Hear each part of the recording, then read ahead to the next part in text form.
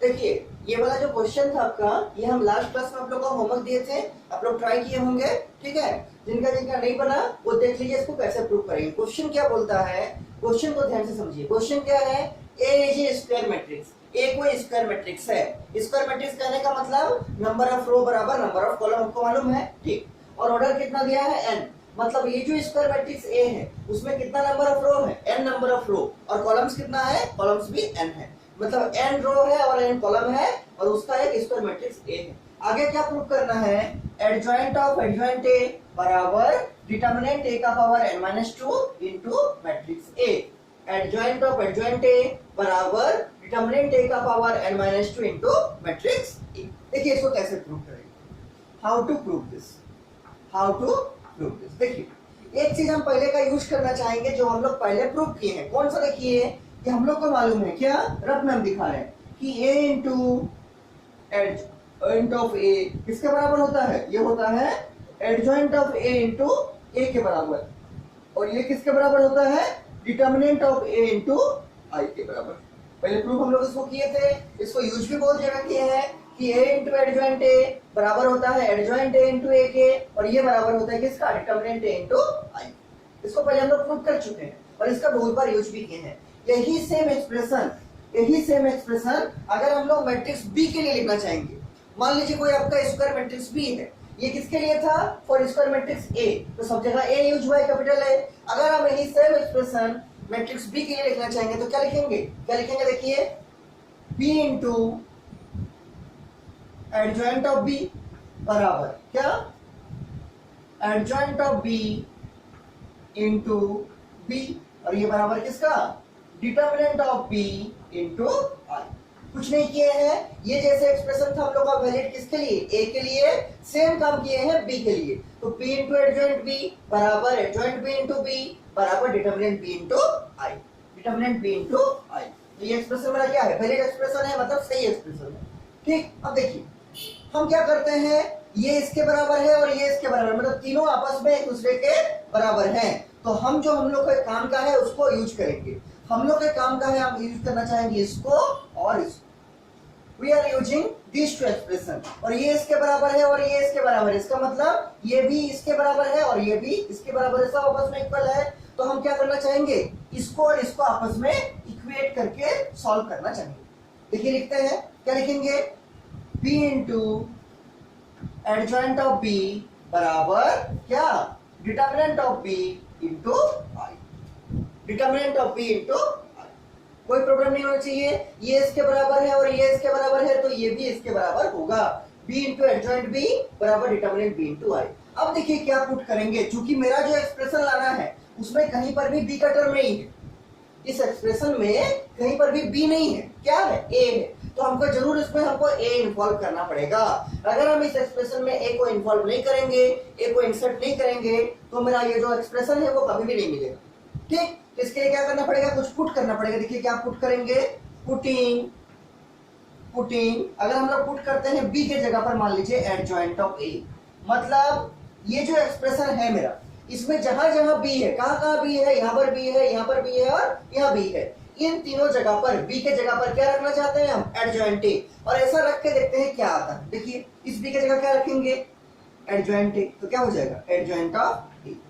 ठीक, यहाँ पहले से एडजॉइंट है तो कर्ली ब्रेसेस ओपन करते हैं, तो ये पहले से एडजॉइंट है तो पहले से एडजॉइंट वाला को ऐसे रखते हैं, और इस b की जगह क्या हो जाएगा, एडजॉइंट ऑफ a, क्या हो जाएगा, एडजॉइंट ऑफ a।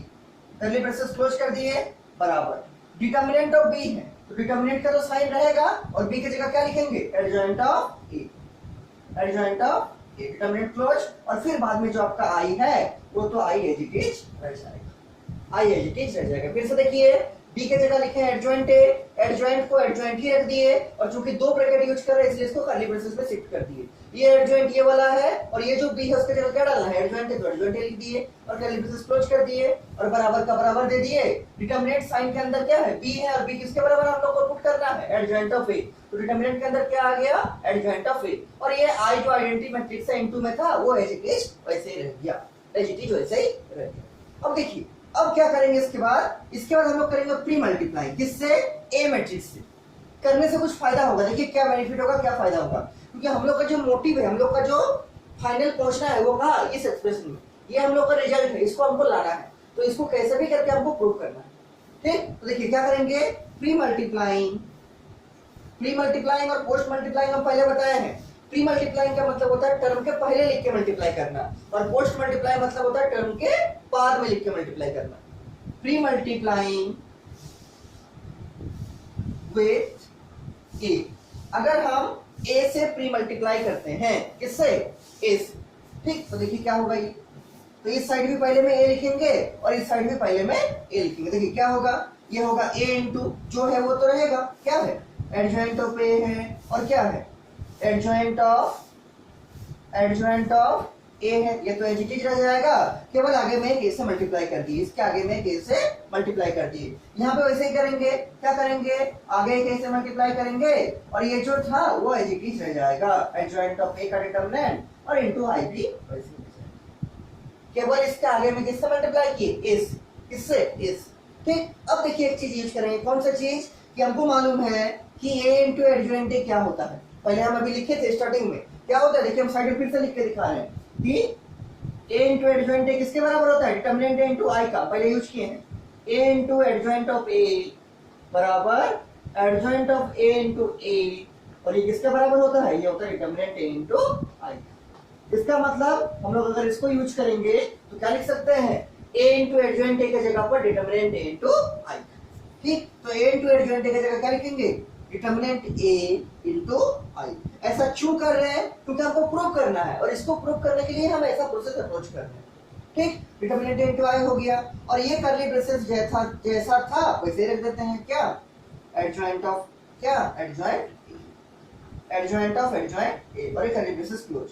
यहाँ पर क्या करेंगे आरएचएस में, ये तीनों टर्म मल्टीप्लाई में है, तो अगर हम चाहें तो इस ए को यहाँ भी ले जा सकते हैं क्योंकि तीनों मल्टीप्लाई में है। आप चाहे ए इंटू बी इंटू सी लिखिए, चाहे बी इंटू सी इंटू ए लिखिए, या चाहे ए इंटू बी इंटू सी लिखिए, बात तो बराबर है। इसलिए हम चाहते हैं इसको यहाँ ले जाए, इसको ए को आई से मल्टीप्लाई करके लिखिए, सबका ऑपरेशन मल्टीप्लाई है, तो एडजॉइंट जो डिटरमिनेंट ऑफ एडजॉइंट ए है उसको ऐसे रख दिए और इस ए को आई के साथ मल्टीप्लाई करके लिख दिए, क्या, ए इंटू आई, क्योंकि तीनों आपस में मल्टीप्लाई था, कौन तीनों, ए डिटरमिनेंट ऑफ एडजॉइंट ए और आई, तो हम क्या किए, इसको बाहर में रखे हैं और इसको इसके साथ मल्टीप्लाई करके लिख दिए। अगले स्टेप में क्या करेंगे, आपको मालूम चल रहा होगा कि किसी भी मैट्रिक्स को अगर हम उसी ऑर्डर का आइडेंटिटी से मल्टीप्लाई करते हैं तो रिजल्ट क्या बनता है, जिस मैट्रिक्स से मल्टीप्लाई की, जिस मैट्रिक्स से मल्टीप्लाई करेंगे आइडेंटिटी को तो इसका जो रिजल्ट आएगा क्या आएगा, उसी मैट्रिक्स के बराबर आएगा। मतलब ए इंटू आई क्या होगा, ए होगा, पहले हम इसको प्रूफ भी कराया है, ए इंटू आई किसके बराबर होगा, ए के बराबर होगा।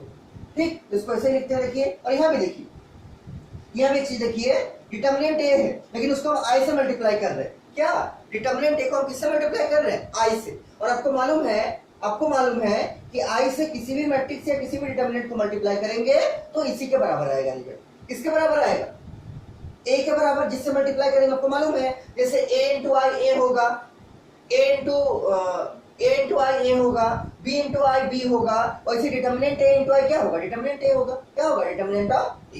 ठीक, तो ऐसे देखिए लिखते हैं, क्या, ये हो जाएगा डिटरमिनेंट ऑफ ए, ये करली ब्रेसेस वैसे ही रहेगा, क्या, एडजॉइंट ऑफ एडजॉइंट ए बराबर, यहाँ देखिए क्या होगा, ये रहेगा क्या, एडजॉइंट ऑफ ए का डिटरमिनेंट, और यहाँ ए इंटू आई क्या हो गया, ए इंटू आई ए हो गया। ये आप ऐसा भी समझ सकते हैं कि ये जो आई है वो इस आई से कैंसिल हो गया, या उससे भी अच्छा तरीका जो आपको बताया कि ए इंटू आई हो गया ए, उसी तरह से डिटरमिनेंट ए इंटू आई हो गया, क्या, डिटरमिनेंट ऑफ ए। समझ में आ गया होगा, determinant A into I determinant A और ए इंटू आई हो गया। पहले हम इसको दिखाए हैं और बहुत बार हम लोग यूज किए, पहले हम इसको प्रूफ भी कराए हैं कि डिटरमिनेंट ए इंटू आई क्या होगा, ए, मतलब ए इंटू आई क्या होगा, ए होगा, और डिटरमिनेंट ए इंटू आई क्या होगा, डिटरमिनेंट ए। मतलब सिंपल सा है कि किसी भी मैट्रिक्स या किसी भी डिटरमिनेंट को आई से मल्टीप्लाई कीजिएगा तो उसी के बराबर आएगा, वैल्यू चेंज नहीं करेगा। जैसे एक से आई को मल्टीप्लाई किया तो क्या आएगा, ए आएगा, उसी टाइप से डिटरमिनेंट ए से जब आई को मल्टीप्लाई करेंगे क्या आएगा, डिटरमिनेंट ऑफ ए आएगा।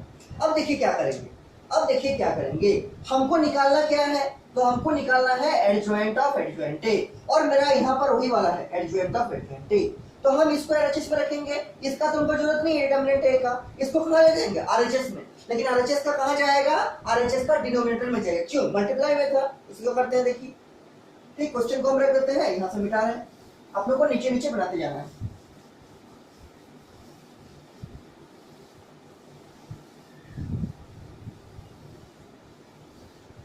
देखिए इसके बाद क्या करेंगे, चूंकि हमको इसके बाद इसको लाना है, इसका रिजल्ट निकालना है, तो एलएचएस में जो दो टर्म था, पहला ये वाला दूसरा ये वाला, इसमें से किसको एलएचएस में रखेंगे, इस टर्म को। तो इसके नीचे आप लोग क्या लिखिएगा, और देखिए चलिएगा क्या लिखिएगा, एडजॉइंट ऑफ एडजॉइंट ए बराबर उधर क्या है आरएचएस में, तो आरएचएस में जो है वो रहेगा determinant of adjoint A into A, ये तो रहेगा। और एलएचएस में जो आपका ये मल्टीप्लाई का डिटर्मिनेंट है वो आरएचएस में जाके क्या हो जाएगा, डिवाइड ऑफ डिटर्मिनेंट ऑफ, ये क्या आ गया, नीचे आ गया और डिवाइड हो गया। और ये आरएचएस जैसा था वैसे ही डिटर्मिनेंट ऑफ एडजॉइंट है इनटू ए, और यहाँ जो मल्टीप्लाई था वो नीचे चला जाके डिवाइड हो गया। अब देखिए क्या करेंगे, हम लोग एक पहला चीज यूज किए हैं, पहला एक चीज प्रूव किए हैं क्या, कि वी नो दैट, जिसका हम क्वेश्चन में आपको दिखाए थे और लास्ट क्लास में उसको प्रूव भी कराए थे, क्या कि we know that determinant of adjoint A, ये किसके बराबर होता है, ये होता है डिटर्मिनेंट ए का पावर n-1, पहले क्लास में प्रूव कराए थे। इसके आधार पर एक क्वेश्चन भी आपको दिखाए थे, जो आपके बुक का क्वेश्चन था, और हमें क्वेश्चन अपने से भी कराए थे। ठीक, डिटर्मिनेंट ऑफ एडजॉइंट ए किसके बराबर होगा, डिटर्मिनेंट ए का पावर n-1 के बराबर। ठीक, तो यहाँ पर देखिए डिटर्मिनेंट ए का एडजॉइंट है, तो इसके जगह क्या यूज करेंगे, डिटर्मिनेंट ए का पावर n-1 यहाँ रख देंगे। देखिए रख के क्या आता है, रख के देखिए, putting the value of determinant of adjoint A in the above equation we get, क्या होगा, देयरफॉर एडजॉइंट ऑफ क्या, एडजॉइंट ए, ये तो ऐसे ही रहेगा जैसा है, बराबर डिटर्मिनेंट ए का मतलब एडजॉइंट ए का डिटर्मिनेंट, उसके जगह क्या रखेंगे, डिटर्मिनेंट ए का पावर क्या n-1, इसके जगह आ गया ये वाला, इनटू ए जैसा था वैसे रहेगा, और डिवाइड में भी जो डिटर्मिनेंट ए था वो भी वैसे रहेगा, केवल एडजॉइंट ए का जो डिटर्मिनेंट है उसके जगह हम डालेंगे क्या, डिटर्मिनेंट ए का पावर n-1, क्योंकि इसको हम लास्ट क्लास में प्रूव कराए थे, आपको मालूम हो। ठीक, और ये जो मैट्रिक्स ए है वैसे रख दिए, और डिनोमिनेटर में जो है डिटर्मिनेंट ऑफ ए उसको भी एज इट इज रख दिए। आपको दिख रहा होगा आंसर आ गया है, थोड़ा सा काम करना है क्या, कि देखिए आंसर में क्या लाना है, डिटर्मिनेंट ए का power n-2 into matrix A, LHS तो एलएचएस के बराबर आ चुका है, आरएचएस में इसका पावर n-2 करना है, और यहाँ है डिटर्मिनेंट ए का पावर n-1, और नीचे एक है डिटर्मिनेंट ए, तो इसको अगर हम ऊपर ले जाएंगे तो क्या होगा, पावर एक माइनस होगा ऊपर में जाके।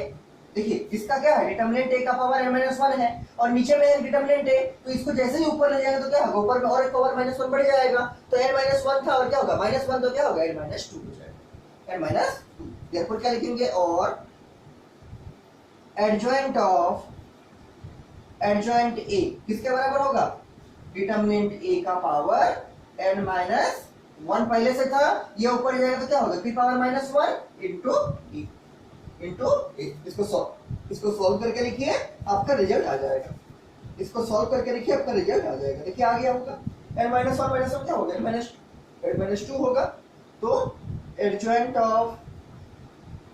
ऑफ ए किसके बराबर होगा, डिटर्मिनेंट ए का power n-2 into matrix A. This is the required result. इसको याद रखिए, इसको याद रखिएगा। क्वेश्चन आपको ऐसा दे सकता है कि कोई मैट्रिक्स दे देगा, कोई ए मैट्रिक्स दे देगा, किसी भी ऑर्डर का, मान लीजिए 2x2 का हो चाहे 3x3 का हो, किसी का भी देगा, लेकिन उसका मैट्रिक्स ही रहेगा, क्योंकि डिटर्मिनेंट का जो वैल्यू निकलता है किसमें निकलता है, केवल स्क्वायर मैट्रिक्स में। इसलिए ए कोई मैट्रिक्स दे देगा, मान लीजिए 2x2 का दिया या 3x3 का दिया, और आपको बोलेगा एडजॉइंट ऑफ एडजॉइंट क्या आएगा, कैसे निकालना है, तो जो मैट्रिक्स ए देगा उसको तो यहाँ रखना है, लेकिन उसका डिटर्मिनेंट निकाल के जिस ऑर्डर का होगा, n का मतलब क्या, नंबर ऑफ ऑर्डर, n का मतलब नंबर ऑफ रो या नंबर ऑफ कॉलम, उसका ऑर्डर को रखिएगा, -2 कीजिएगा और उस मैट्रिक्स को लिख के मल्टीप्लाई कीजिएगा, आपका एडजॉइंट ऑफ एडजॉइंट निकल जाएगा। समझ में आ रहा होगा। ठीक, मान लीजिए आपका एक कोई ए मैट्रिक्स दिया है, मान लीजिए ए मैट्रिक्स दिया है इस टाइप का, एग्जांपल दिखा रही है, आपका प्रूफ हो चुका है। मान लीजिए ऐसा दिया है 1 2 3 4, इसका ऑर्डर क्या है 2x2, मतलब number of row 2 number of column 2। तो यहाँ पर क्या करना है, हमको निकालने बोला है इस मैट्रिक्स के लिए, for this square matrix A, ये आपको गिवन है, आपको निकालने बोला है फाइंड एडजॉइंट ऑफ एडजॉइंट ए। कैसे निकलेगा, पहले इसका डिटर्मिनेंट निकालेंगे, कैसे, डिटर्मिनेंट ऑफ ए आपको निकालना आता है, डिटर्मिनेंट निकालिएगा इसका, ठीक, डिटर्मिनेंट इसको सॉल्व करके निकालिएगा। उसके बाद क्या करना है, जो डिटर्मिनेंट आएगा उसका पावर क्या होगा n-2, इस केस में n कितना है 2, मतलब 2 - 2 क्या होगा 0, और किसी का भी पावर 0 क्या होता है 1, किसी का भी पावर 0 क्या होता है 1, और इनटू जो आपका मैट्रिक्स है उसको मल्टीप्लाई कर दीजिएगा, जो रिजल्ट आएगा वही आपका क्या होगा, एडजॉइंट ऑफ एडजॉइंट ए। तो इस टाइप का क्वेश्चन आपको पूछा जा सकता है। ठीक, इस टाइप का क्वेश्चन आपको पूछा जा सकता है, इसलिए हम इस प्रॉपर्टी को आपको बता दें। तो आपको ये जो एडजॉइंट वाला है उसमें दो चीज मेनली याद रखना है जो हम प्रूव कराए हैं। इसको हम पहले प्रूव कराए थे, इस रिजल्ट को याद रखिएगा, और इसको हम आज प्रूव कराए हैं अभी, इस रिजल्ट को याद रखिएगा। प्रूफ नहीं भी याद रहेगा कोई फर्क नहीं पड़ेगा, जनरली प्रूफ पूछा नहीं जाता है, लेकिन उसका रिजल्ट जरूर याद रखिएगा कि एडजॉइंट ए का डिटरमिनेंट क्या होता है, डिटरमिनेंट ए का पावर n-1 होता है, और एडजॉइंट ऑफ एडजॉइंट ए क्या होता है, डिटरमिनेंट ए का power n-2 into matrix A होता है। ये दोनों रिजल्ट को अच्छे से आप याद रखिएगा। इसका क्वेश्चन सबको 2 नंबर में या 1 नंबर में पूछा जा सकता है, ठीक है, क्योंकि डायरेक्ट रिजल्ट पे आधारित क्वेश्चन आएगा। ठीक, तो इसको लिख लीजिए, अच्छे से समझ लीजिए। उसके बाद देखिए आपका जो और 2 क्वेश्चन आप लोग का बाकी था मिसलेनियस एक्सरसाइज का डिटरमिनेंट चैप्टर में, जो मिसलेनियस एक्सरसाइज का जो 2 क्वेश्चन आपका बाकी था, क्वेश्चन नंबर देखिए कौन सा है, शायद क्वेश्चन नंबर आपका 4 होगा, 5 होगा। लोग बोले थे दोनों क्वेश्चन नहीं बन रहा आपका डिटरमिनेंट चैप्टर का, उसको कराते हैं और उसके बाद आपका मोरलेस ये चैप्टर खत्म हो जाएगा, और उसके बाद हम लोग जाएंगे इनवर्स ट्रिग्नोमेट्री चैप्टर को पढ़ने के लिए, जो चैप्टर नंबर 2 है आपका, ठीक है, इनवर्स ट्रिग्नोमेट्री। लेकिन इन दोनों क्वेश्चन को करने के बाद, ठीक, तो निकालिए मिसलेनियस का डिटरमिनेंट चैप्टर का मिसलेनियस का। हाँ, क्वेश्चन नंबर 4 और क्वेश्चन नंबर 5 आपका बाकी था। आप लोग बोले थे क्वेश्चन नंबर 4 और क्वेश्चन नंबर 5 बाकी रह गया है, उसको पहले कर लेते हैं, उसके बाद इनवर्स ट्रिग्नोमेट्री चैप्टर में जाएंगे। लेकिन एक चीज बता दे रहे हैं आपको, इनवर्स ट्रिग्नोमेट्री पढ़ने से पहले हम बोलना चाहते हैं कि आप लोग जो क्लास 11 में ट्रिग्नोमेट्रिक फंक्शन के बारे में पढ़े थे उसको एक बार जरूर आप लोग क्या कीजिए, रिकॉल कर लीजिए, एक बार जरूर उसको रिवाइज कर लीजिए। कॉपी तो रखा हुआ होगा, कॉपी या किताब किसी का भी हेल्प से आप लोग जरूर एक बार ट्रिग्नोमेट्रिक फंक्शन का जो आइडेंटिटी है, जो उसका डोमेन है, ट्रिग्नोमेट्रिक फंक्शन है, जो उसका रेंज है, उसको जरूर से एक बार रिकॉल कर लीजिए।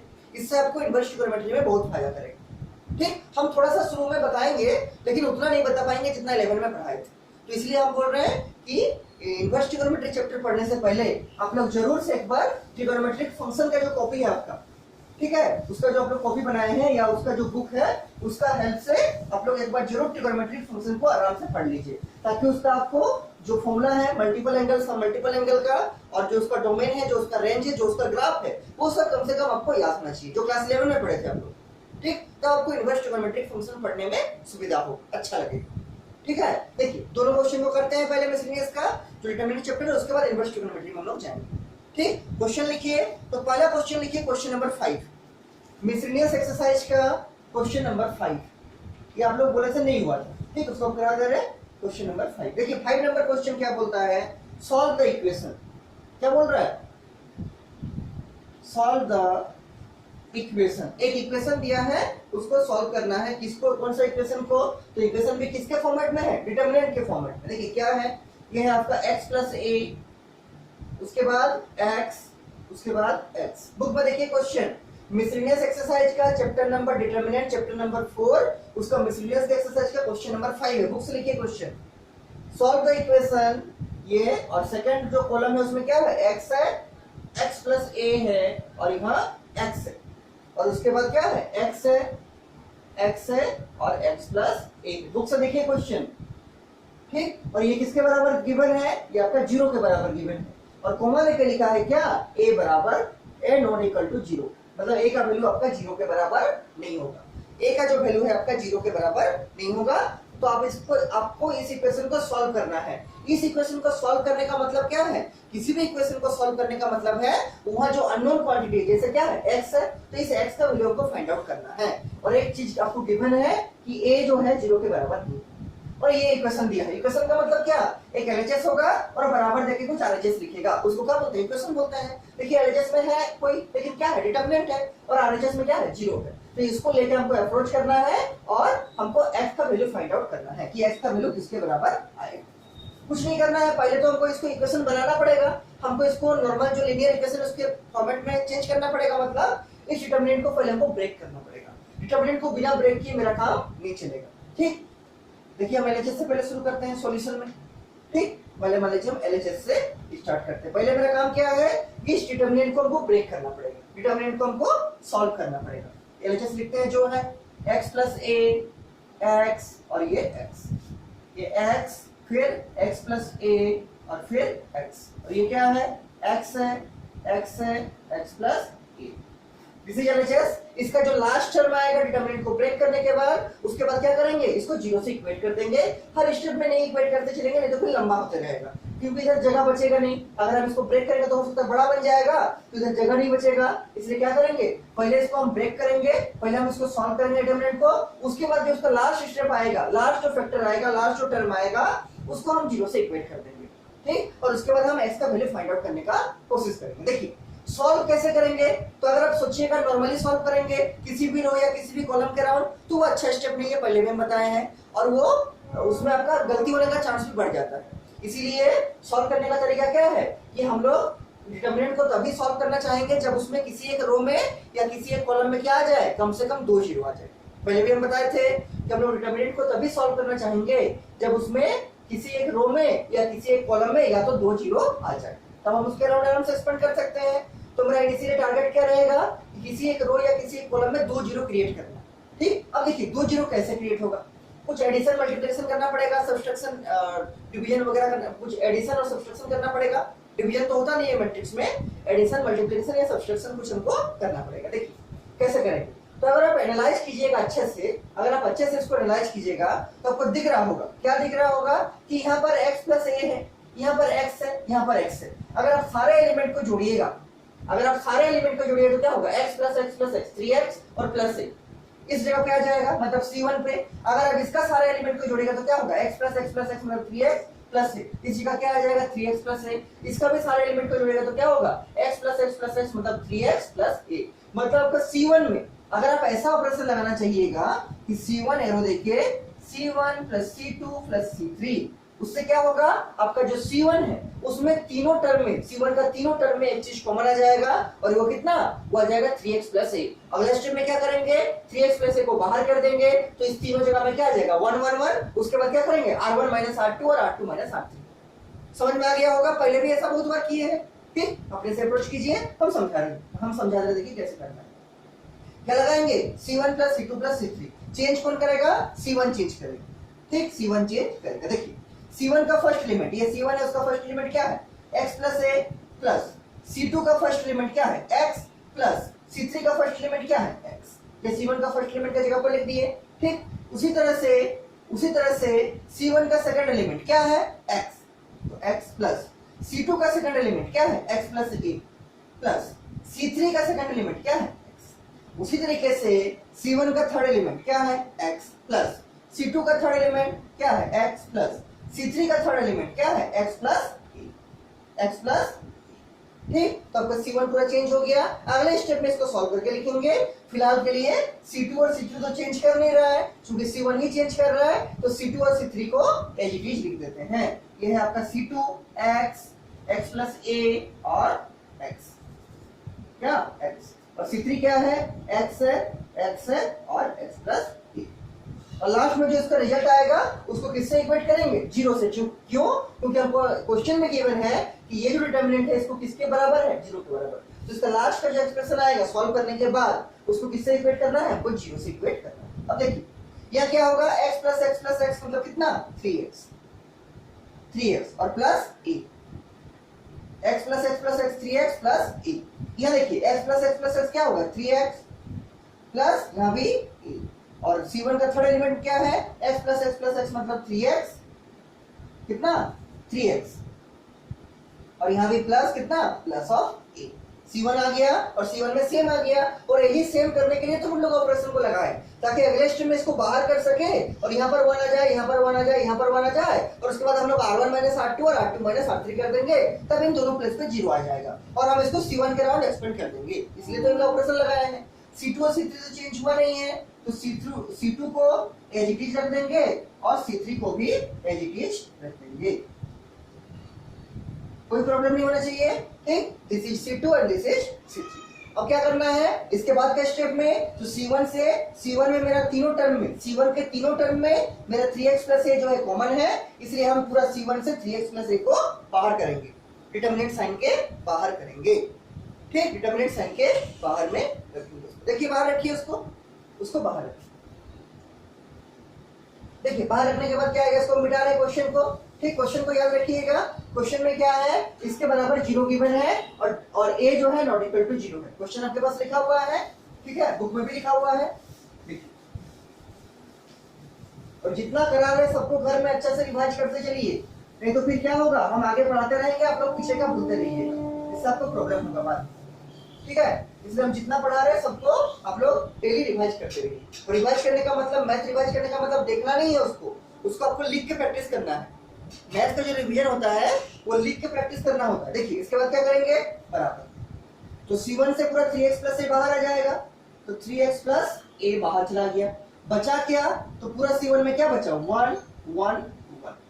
C2 तो ऐसे ही रहेगा, क्या, x प्लस a और x, और C3 को ऐसे रहेगा x और x प्लस e। C2 और C3 एडिटिव रह गया, और पूरा C1 से क्या कॉमन लिए हैं, 3x प्लस a, क्या कॉमन लिए हैं, 3x प्लस a। ठीक है, अब देखिए सॉल्व करते हैं, कैसे सॉल्व करेंगे, तो यहाँ पर 1 आ गया, यहाँ पर 1 आ गया, यहाँ पर 1 आ गया, तो हमको 2 जीरो क्रिएट करना है किसी एक रो या किसी एक कॉलम में, तो इजीली किसमें 2 जीरो आएगा, तो इसमें एक जीरो ला सकते हैं, कैसे, r1 माइनस r2 करके, r1 एरो देके r1 माइनस r2, और इसमें एक जीरो ला सकते हैं कैसे, r2 एरो देके r2 माइनस r3 करके। ठीक, r1 का फर्स्ट लिमिट 1 माइनस r2 का फर्स्ट लिमिट 1, यहाँ जीरो आ जाएगा। उसी तरीके से r2 का फर्स्ट लिमिट 1 माइनस r3 का फर्स्ट लिमिट 1, यहाँ क्या आ जाएगा, जीरो आ जाएगा।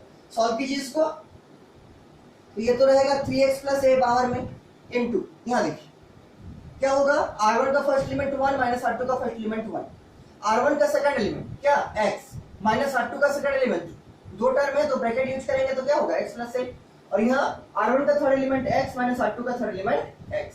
उसी तरीके से r2 का फर्स्ट एलिमेंट 1 माइनस r3 का फर्स्ट एलिमेंट 1, r2 का second element x plus a minus r3 का सेकंड एलिमेंट क्या है, x। उसी तरीके से r2 का third element x minus r3 का थर्ड एलिमेंट क्या, x प्लस a, लेकिन यहाँ भी दो टर्म है और आगे माइनस इसलिए क्या यूज किए, ब्रैकेट, और r3 को तो चेंज कर नहीं रहे, तो r3 एज इट इज रह जाएगा 1x plus e, 1x plus e। इसके बाद आप लोग अपने से बना सकते हैं, बहुत कॉम्प्लिकेटेड नहीं, और ऐसा बहुत बार हम लोग किए हैं क्वेश्चन में। ठीक है, ऐसा हम लोग बहुत बार क्वेश्चन में किए। देखिए ये तो 1 माइनस 1 जीरो हो गया, सॉल्व करके उसको लिखते हैं, तो ये 3x plus a as it is रह जाएगा। यहाँ देखिए 1 माइनस 1 जीरो, 1 माइनस 1 जीरो, और ये 1, और यही हम लाना चाहते हैं कि किसी एक रो या किसी एक कॉलम में मेरा कम से कम 2 जीरो आ गया, 2 जीरो आ जाना चाहिए, और किसमें आ गया, C1 में। तो इसके बाद जो हम लोग एक्सपेंड करेंगे इस डिटरमिनेंट को किसके अराउंड करना चाहेंगे, अलोंग C1। ठीक, देखिए इसको सॉल्व करते हैं, क्या आएगा, तो ये x माइनस a आएगा, यहाँ क्या आएगा, x, यहाँ देखिए माइनस x प्लस x से कट जाएगा, क्या बचेगा, यहाँ बचेगा a बचेगा, क्या बचेगा, यहाँ पर a बचेगा।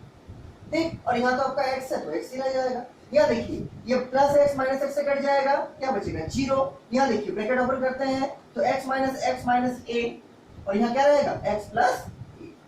ठीक, अभी क्या करेंगे, यहाँ पर आपको दिख रहा है C2 का फर्स्ट एलिमेंट, ये प्लस x ये माइनस x, तो ये इससे कट जाएगा, और C3 का second element plus x minus x से कट जाएगा। जो बचेगा उसको थोड़ा अच्छा से लिख दे रहे हैं, क्या है, 3x प्लस a, और यहाँ देखिए क्या है, 0 0 1, यहाँ क्या होगा, माइनस a, यहाँ क्या होगा a, और यहाँ क्या होगा x, और यहाँ क्या होगा 0, यहाँ क्या होगा माइनस ऑफ a, और यहाँ क्या होगा x प्लस e, क्या x प्लस e। ठीक, 0 0 1 माइनस a और x, और 0 माइनस a और x प्लस a। अब क्या करेंगे, अब करेंगे इसको एक्सपेंडिंग अलोंग C1, क्योंकि उसमें 2 जीरो है, और उसी को लाने के लिए हम लोग इतना काम किए हैं। ठीक है, इतना मेहनत किए हैं, एक्सपेंडिंग अलोंग क्या, C1। अब तो अपने से कर सकते हैं आराम से, कोई प्रॉब्लम नहीं होना चाहिए, एक्सपेंडिंग अलोंग C1।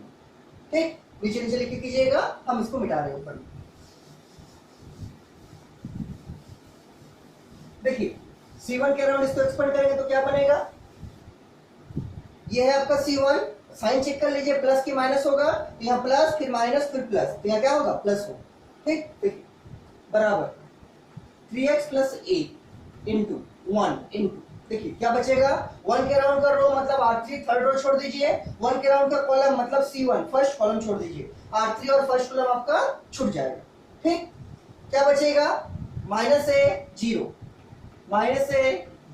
और a माइनस ऑफ, फिर से देख लीजिए R3 और C1 मतलब फर्स्ट कॉलम आपका छूट जाएगा, क्या बचेगा, माइनस a 0 a और माइनस a, सॉल्व कीजिए इसको, आराम से कर सकते हैं। AD माइनस BC से, चूंकि 2 क्रॉस 2 का है तो ये तो रहेगा 3x प्लस a इंटू, ये क्या होगा, सॉल्व करते हैं इसको, क्या होगा, minus a into minus a, minus देखिए क्या, a इंटू 0, ठीक, a इंटू 0, यहाँ देखिए ये हो जाएगा 3x प्लस a इंटू, यहाँ देखिए minus a into minus a क्या होगा, प्लस a स्क्वायर, मतलब a स्क्वायर हो जाएगा, और ये कितना, माइनस a इंटू 0 हो जाएगा 0, तो फाइनली क्या आ गया आपका, a स्क्वायर माइनस 0 क्या होगा, a स्क्वायर होगा, और a स्क्वायर इससे मल्टीप्लाई होगा तो क्या बनेगा, a square into 3x plus a square into 3x plus, इसको पहले भी लिख सकते हैं हम लोग, ठीक, तो a square into 3x plus a, ये क्या आया, ये आपका डिटर्मिनेंट का वैल्यू आया। डिटर्मिनेंट को ट्रायंगल से दिखाते हैं, हम पहले बताए थे, किसको डिटर्मिनेंट को किससे दिखाते हैं, ट्रायंगल से,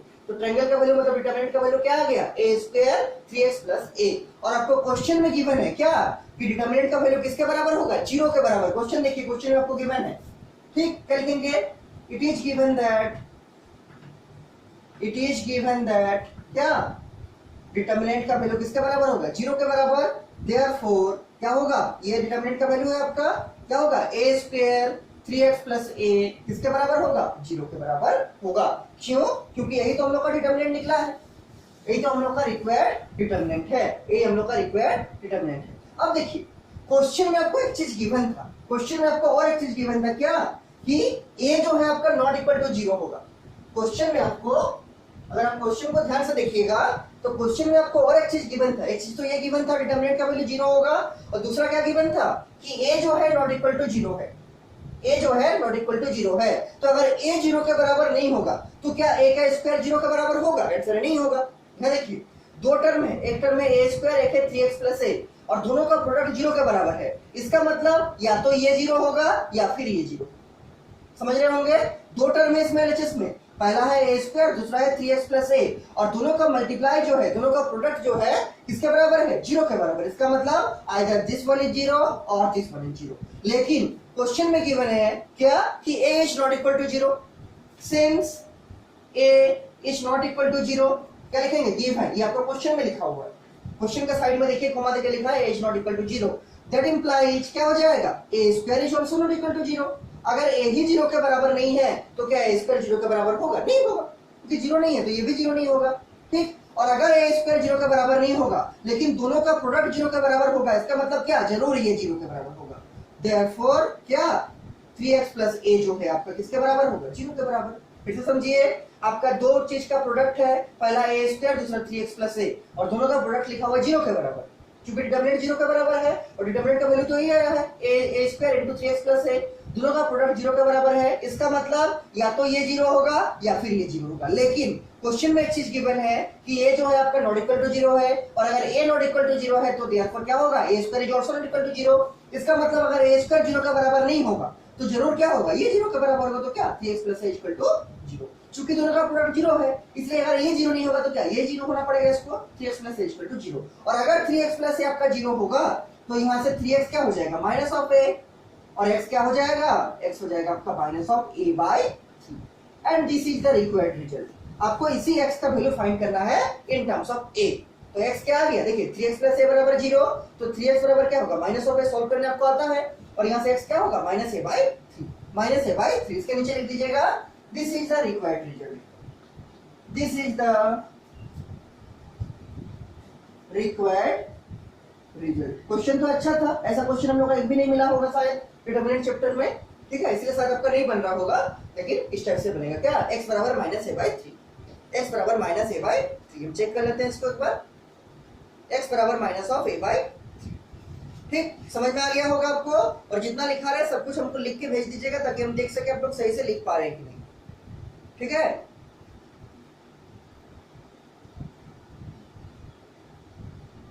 x बराबर कितना, x बराबर, हाँ x बराबर minus of a by 3, minus of a by 3, सही, ठीक है, समझ गए होंगे। इसके बाद देखिए आपका जो और एक क्वेश्चन इसमें छुटा हुआ था इस चैप्टर में, वो है आपका क्वेश्चन नंबर 4, क्वेश्चन नंबर 4, तो कॉपी में लिखिए क्वेश्चन नंबर 4, क्वेश्चन नंबर 4 लिखिए कॉपी में, मिसलीनियस एक्सरसाइज का क्वेश्चन नंबर 4, ठीक है, मिसलीनियस एक्सरसाइज का क्वेश्चन नंबर, पहले इतना लिख लीजिए, फिर हम कुछ देर के बाद इसको अपलोड कर दे रहे हैं आप लोग का क्वेश्चन नंबर 4। क्वेश्चन लिख के रखिए आप लोग, ठीक।